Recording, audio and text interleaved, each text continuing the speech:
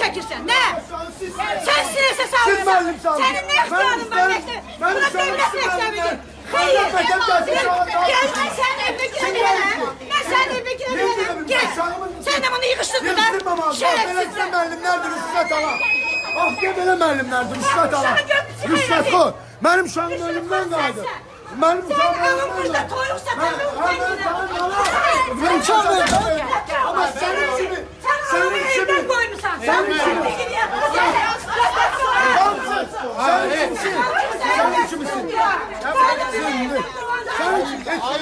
Ayırmak geçmeler. Senin kimisin, rüşvet almayayım benim anam. Süy müəllime. Şu anın önü üstüne çaktırıblar. Ne baş verdi?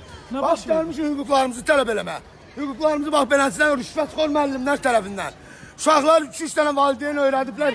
Uşaqları bax beləsinə ala salırlar. Beləsinə tərbiyəsizlik olmaz. Bəstirin.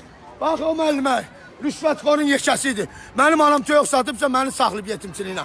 Amma sən rüşvət ala bugünkü gündə uşaqlarımı saxlamısan. Rüşvət ala bax.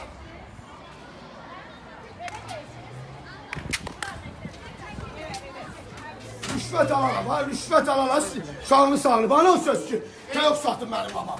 Mənim babam toyuq satıb məni saxlayıb, yetimçiliyinə. Amma sən, mən valideynlərin yeməyini yiyib çəkirsən. Görürsün onun o sözünü.